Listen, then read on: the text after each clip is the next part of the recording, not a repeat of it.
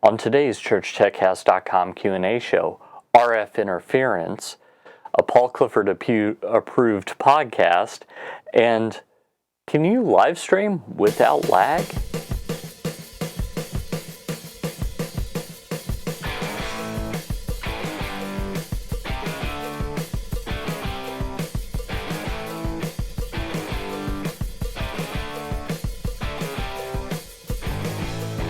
Hi, and welcome again to another episode of the ChurchTechCast.com Q&A show. This is the show where every week I answer your church tech questions. My name is Paul Allen Clifford. I'm your host. I'd love for you to ask your question, so just do that below the video. Now, if you're listening to the audio podcast, because basically all these shows, except for the screencast show, is available as an audio podcast. If you're listening to the audio podcast, just head over to trinitydigitalmedia.com/CTCQA for Church Tech Cast Q&A show. So CTCQA, and just leave your question there. Okay, so Jim Fry, who I answered his question on last week, and he had a follow-up question. So I recommended that for a hearing assist system, IR was not the way to go. Bluetooth, probably not the way to go, but RF was the way to go. And he had a backup, a clarification question in light of that. And that was, I'm afraid RF will interfere with our Wi-Fi. Is that not a valid concern? That is a great question. Now, let's talk a little bit about RF. The radio frequency spectrum is pretty big. Some of it's used for television, some of it's used for FM radio, AM radio, two-way radios, etc., etc., etc. So one of these hearing assist systems is probably going to use a totally different frequency range than Wi-Fi. Wi-Fi uses an unregulated frequency range, typically 2.4 gigahertz. Sometimes I think the second one, I might be blanking on this. Numbers sometimes aren't my best thing. I think the second one is 5.8 gigahertz. So it's, as long as it's outside of one of those and it's not interfering with something else, you should be fine. So, for example, wireless microphones typically, at least in the US, operate in the 500 to 600 megahertz range, and the FCC used to be also the 700 megahertz range, and the FCC took away 700. Now they're talking about taking away the 600 range, so that'll leave us the 500 range. So the 500 megahertz range is typically what this is going to be. So 500 megahertz in no way interferes with 2.4 gigahertz. They're just totally different. It's like saying red interferes with blue. They're different. So that is exactly what I would say on that. Now, in response, there was some more discussion, and you can use a cheap thing. And in fact, my church is getting ready to do some simultaneous interpretation, where we're going to have someone translating live in Spanish, and then have a low frequency FM transmitter. They're fairly inexpensive. We already had one, but it was about $100 to get this thing. And so we have a low frequency FM transmitter, and then we just get FM radios and earbuds and hand them out to anyone that wants to take advantage of it. So that would be a way for you to go about doing it. The problem that you could have is the people that are using those might tweak the channel, so you might want to just get inexpensive radios, set the channel, and then crack that bad boy open and remove the knob or something. Just make it so that it's hard to mess with the channel.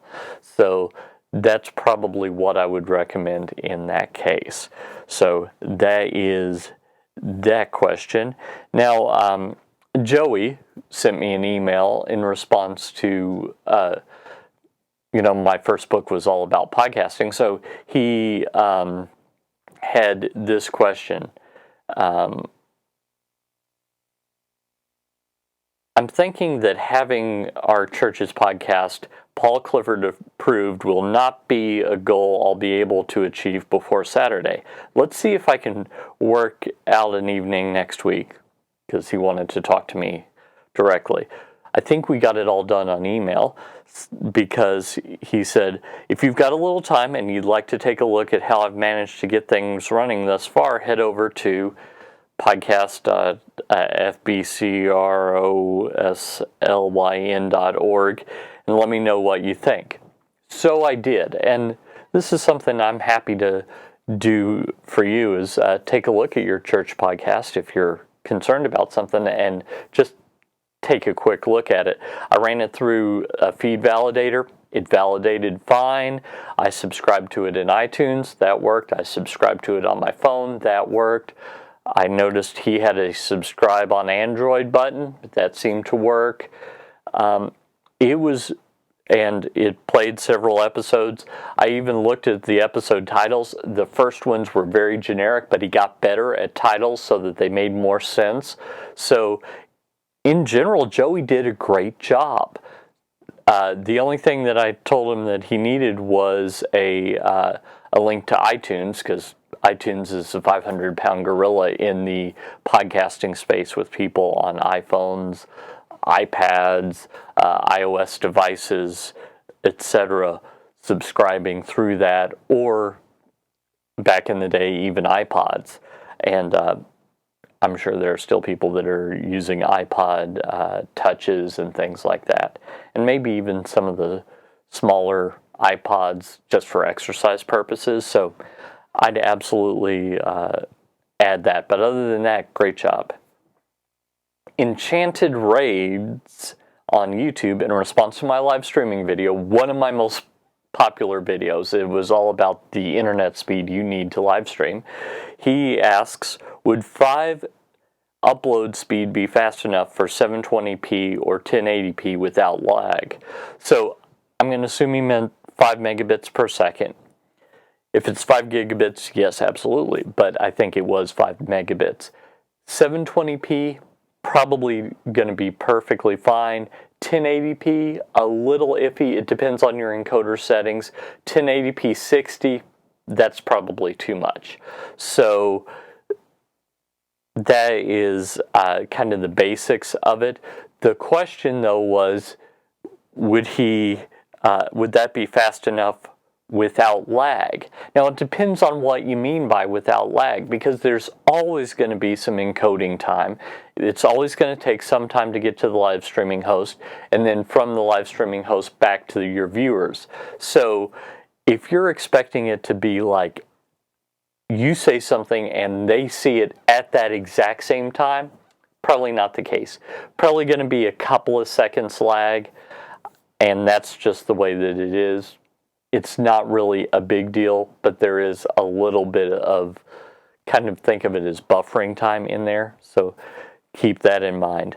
But if what you mean is, will my internet speed be able to keep up with the amount of data that I'm sending to it? As long as you stay at 720p, which he wrote me back and said 720p was fine, you won't have a problem. You might be able to get away with 1080p, but just that's the limitation that I'd say. So I hope that answered your church tech question. I hope that now you can think, oh, I really wish I'd written in that question, but someone else did and he answered it.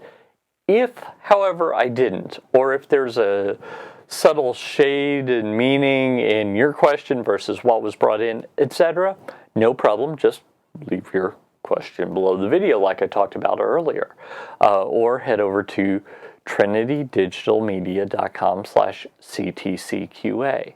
If you like this video, you'd probably like my email newsletter, so head on over to trinitydigitalmedia.com/gifts, GIFTS, and pick up your copy of my email newsletter along with a free church tech gift of your choosing.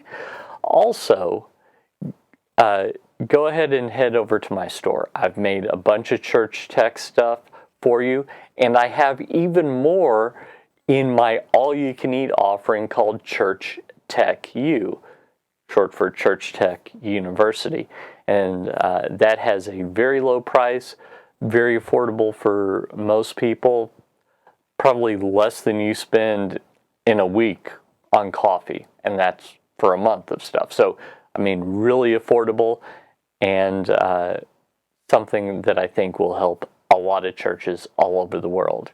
Until next time, this is Paul Allen Clifford with TrinityDigitalMedia.com. Go out and change eternity.